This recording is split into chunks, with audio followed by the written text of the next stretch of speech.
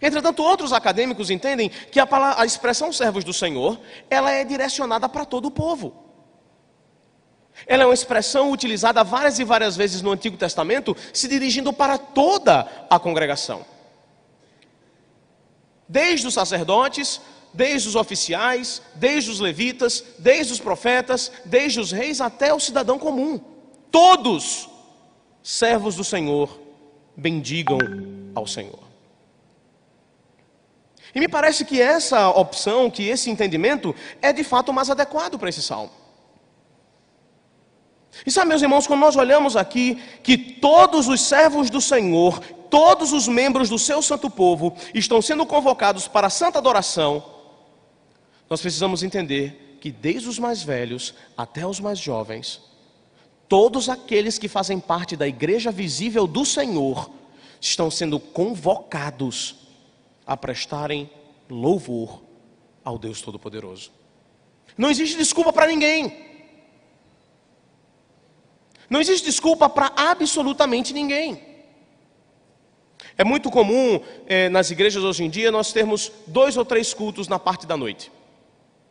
E geralmente esses 2 ou 3 cultos, eles são literalmente fatiados pela faixa etária.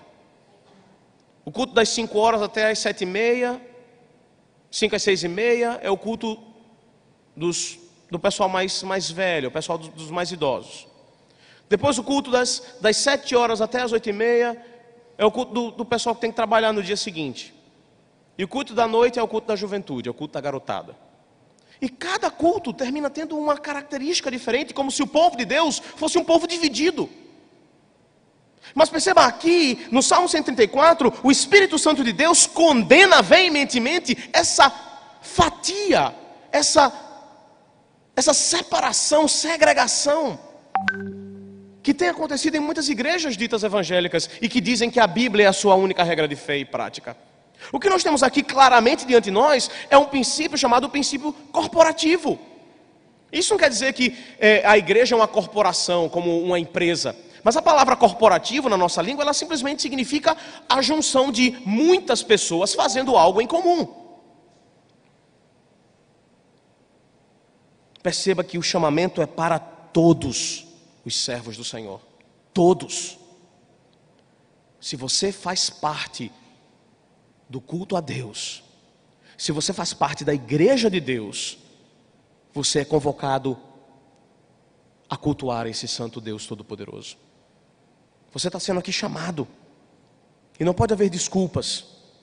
Não podemos permitir que divisões artificiais esfacelem o povo de Deus.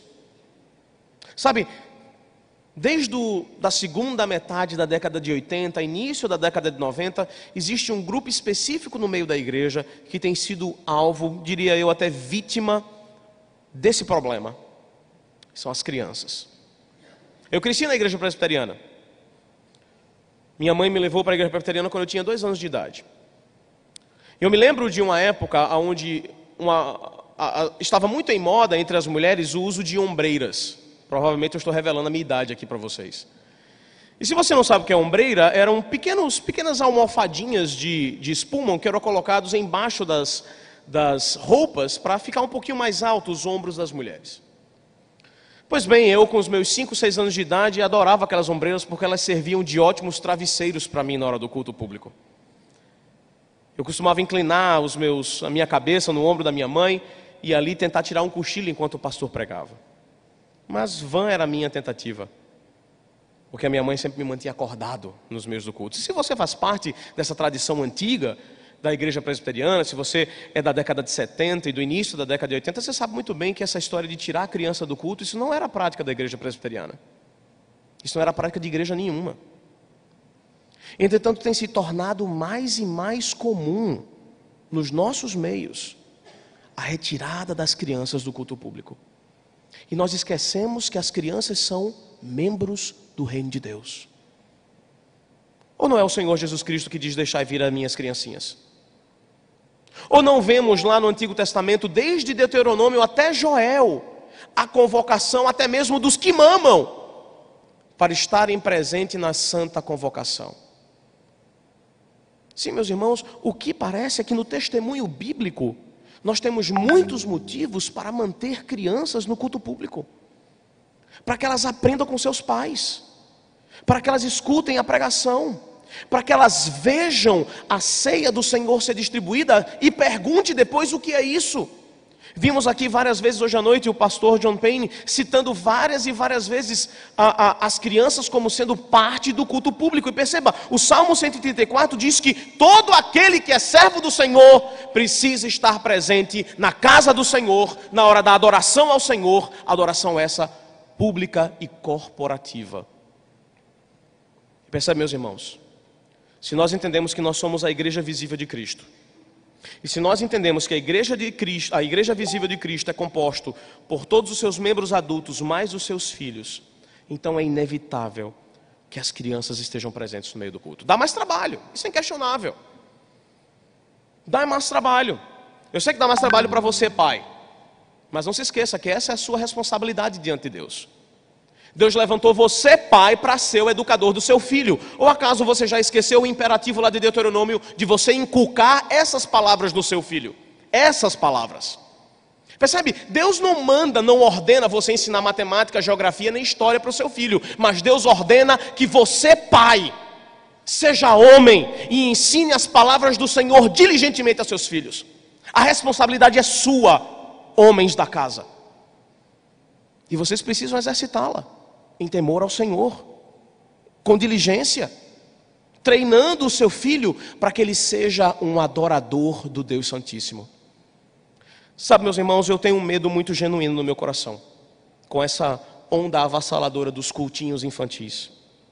É de que nós estamos criando uma geração inteira de crianças que não sabem adorar a Deus, crianças que não sabem cantar os grandes cânticos históricos, crianças que não têm a menor ideia do que é o elemento do pão e do vinho da ceia do Senhor, crianças que não vão ter nem o desejo de se tornarem membros, porque eles não sabem que é somente através da membresia que eles participarão daquela ceia. E por que eles desejariam participar daquela ceia? Se é exatamente na hora que a ceia está sendo distribuída que eles estão brincando de pintar e de colorir lá no departamento infantil.